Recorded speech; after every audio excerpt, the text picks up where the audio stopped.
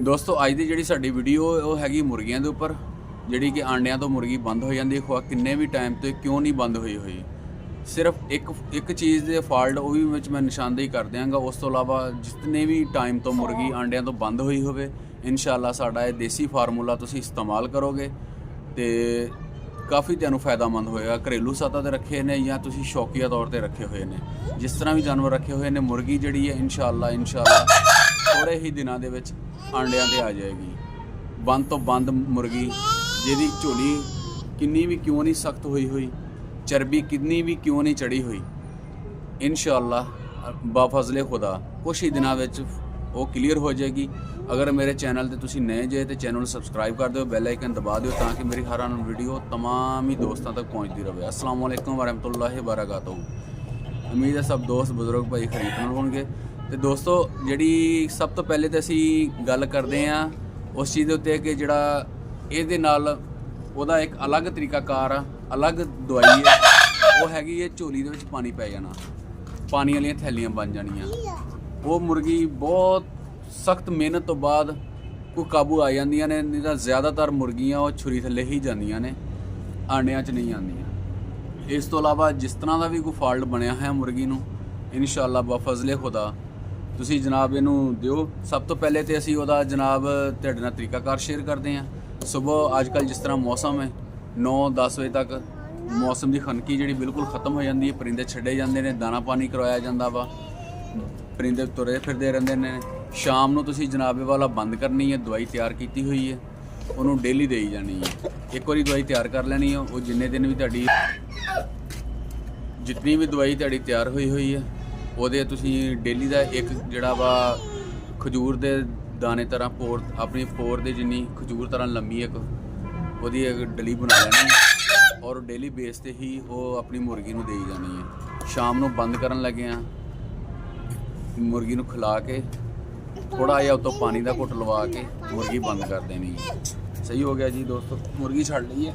दोस्तों आ गई जनाब ਇਹਦੀ ਤਿਆਰੀ। ਅਸੀਂ ਆਪਣੀ ਤਿਆਰੀ ਕੰਪਲੀਟ ਕਰ ਲਈ ਹੈ, ਅਸੀਂ ਆਪਣੇ ਸਾਰੇ ਫਾਰਮੂਲੇ ਕੱਢ ਕੇ ਹੱਥ ਫੜ ਲਏ ਹੋਏ ਆ ਔਰ ਇਨਸ਼ਾਅੱਲਾ ਦੋਸਤਾਂ ਨਾਲ ਹੌਲੀ ਹੌਲੀ ਹੁਣ ਹਰ ਚੀਜ਼ ਜਿਹੜੀ ਹੈ ਸ਼ੇਅਰ ਕੀਤੀ ਜਾਏਗੀ। ਤੇ ਦੋਸਤੋ ਨੁਸਖਾ ਜਿਹੜਾ ਵਾ ਉਹ ਨੋਟ ਕਰ ਲਓ ਤਾਂ ਕਿ ਅਸੀਂ ਮੁੜ ਕੇ ਅੱਗੇ ਗੱਲਬਾਤ ਕਰ ਸਕੀਏ।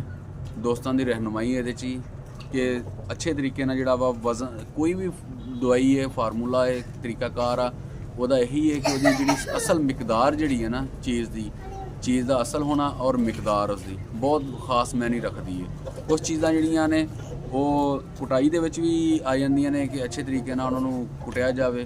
कुछ चीज़ां जिहड़ियां वजन दे विच बहुत अहमियत रहिंदी है उन्हां दी। सब तो पहली चीज़ है जिहड़ी दोस्तों वो हैगी मगां। सही हो गया जी, मगां 1 तोला। उस तो बाद सरद चीनी, इहदा भी वजन 1 तोला है। उस तो बाद दाल चीनी, सरद चीनी अलग चीज़ है। ये तुहानूं पंसारी कोल जिसले जाके तुसीं नाम लिया के चीज़ां तलब करोगे तुहानूं आसानी नाल मिल जाणगियां। दाल चीनी ये भी 1 तोला है। वड्डी इलायची 1 अदद, ये दाने कढ़ लैने आ, इहदा छिलका असीं इस्तेमाल नहीं करना। उस तो बाद अगे आ गया जी लौंग, ये 10 दाने आ। सही हो गया जी। गुड़ लैना असीं 200 ग्राम, 200 ग्राम गुड़ ले लेना वा। सारिया चीज़ों पहले तो अजकल नमी हवा दे विच खनकी हुंदी है, चीज़ों की कुटाई छिलाई अच्छे तरीके नाल नहीं हुंदी। थोड़ी देर धुप ते रखना वा ताकि उन्हां दी खनकी नमी ख़त्म हो जाए। नमी ख़त्म हो गई उस तो बाद उन्हां नूं अच्छे तरीके नाल पीस लो, बरीक कर लो, गुड़ मिक्स कर लो। हाँ जी, गुड़ मिक्स कर लो। मिक्स करके जी बेटा मैं गल करना, गुड़ मिक्स करके अच्छे तरीके नाल ओदियां गोलियां बना लो। वो तुहाडे जितनी भी मिकदार च गोलियां बनन, साडे कोल ते 8-10 गोलियां बन जांदियां ने, तुहाडे कोल हो सकदा कोई 2-4 वध जान 2-4 घट जान, हर्ज नहीं हैगा। मकसद है फार्मूला अपने जानवर नूं खिलाना ते मिकदार जिहड़ी है तकरीबन खजूर दे दाने तरह लम्मी कर लैनी गोली। अगर शौकीन हजरात ने देख रहे हैं सुन रहे हैं उन्होंने पता है कि ये कैप्सूल किस तरह तैयार करना है। और अगर कोई की कहते हैं न्यू आ या घरेलू सतह वाला वा तो वो निशानदेही इस तरह कि जिस तरह खजूर का गिटक होंदी है ਇਸ ਤਰ੍ਹਾਂ ਲੰਬੀ ਗੋਲੀ ਬਣਾ ਲੈਣੀ ਹੈ, ਥੋੜੀ ਜਿਹੀ ਉਸ ਤੋਂ ਮੋਟੀ ਕਰ ਲੈਣੀ ਹੈ। ਡੇਲੀ ਦੀ ਇੱਕ ਦੇ ਦੇਣੀ ਹੈ, ਥੋੜਾ ਜਿਹਾ ਉਹ ਤੋਂ ਪਾਣੀ ਪਿਲਾ ਦੇਣਾ ਵਾ, ਜਾਨਵਰ ਬੰਦ ਕਰ ਦੇਣਾ ਵਾ, ਸਵੇਰ ਨੂੰ ਫਿਰ ਰੂਟੀਨ ਇਸੇ ਤਰ੍ਹਾਂ ਹੀ ਚੱਲਦੇ ਰਹਿਣਾ ਵਾ। ਕੁਛ ਹੀ ਦਿਨਾਂ ਦੇ ਵਿੱਚ ਮੁਰਗੀ ਅੰਡਿਆਂ ਤੇ ਆ ਜਾਏਗੀ, ਅੰਡੇ ਲਾਉਣ ਲੱਗ ਜਾਏਗੀ।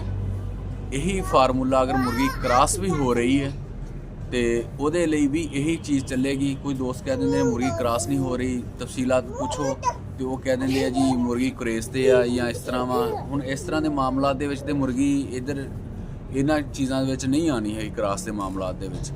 ਸਹੀ ਹੋ ਗਿਆ। ਪਹਿਲੇ ਸਭ ਤੋਂ ਪਹਿਲੇ ਮੁਰਗੀ ਆਪਣੀ ਪੂਰੀ ਚੈੱਕ ਕਰੋਗੇ, ਤਿਆਰ ਹੈ, ਫਿੱਟ ਹੈ। ਉਸ ਤੋਂ ਬਾਅਦ ਦੇਖੋ ਕਿ ਆਇਆ, ਅਗਰ ਨਹੀਂ ਕਰ ਰਹੀ ਕ੍ਰਾਸ ਤੇ ਫਿਰ ਕ੍ਰਾਸ ਦੇ ਵਿੱਚ ਵੀ ਇਹ ਚੀਜ਼ਾਂ ਜਿਹੜੀਆਂ ਇਹੀ ਚੀਜ਼ ਜਿਹੜੀ ਹੈ ਇਹੀ ਫਾਰਮੂਲਾ ਸਾਡਾ ਚੱਲੇਗਾ। ਔਰ ਇੱਕ ਚੀਜ਼ ਹੋਰ ਖਾਸ ਤੌਰ ਤੇ ਅਗਰ ਜਾਨਵਰ ਦੇ ਅੰਤੜੀਆਂ ਦਾ ਮਸਲਾ ਆ ਰਿਹਾ ਵਾ, ਜਾਨਵਰ ਦਾ ਪੋਟ ਬੰਦ ਆ, ਇਹੀ ਫਾਰਮੂਲਾ ਉਧਰ ਵੀ ਇਨਸ਼ਾਅੱਲਾ ਸਾਡਾ ਕੰਮ ਕਰਦਾ ਵਾ। ਠੀਕ ਹੈ ਦੋਸਤੋ, ਖਾਲਿਦ महमूद ਨੂੰ ਇਜਾਜ਼ਤ ਦਿਓ। ਮਿਲਦੇ ਹਾਂ ਕਿਸੇ ਨਈ ਟੌਪਿਕ ਤੇ ਨਈ ਵੀਡੀਓ ਦੇ ਵਿੱਚ। ਤਬ ਤੱਕ ਆਪਣਾ ਔਰ ਆਪਣੇ ਅਹਿਲ ਵਯਾਲ ਦਾ, ਆਪਣੇ ਸ਼ੌਕ ਦਾ, ਆਪਣੇ ਪਰਿੰਦਿਆਂ ਦਾ ਬਹੁਤ ਸਾਰਾ ਖਿਆਲ ਰੱਖਣਾ। ਅੱਲਾ ਨਿਗਹਿਬਾਨ।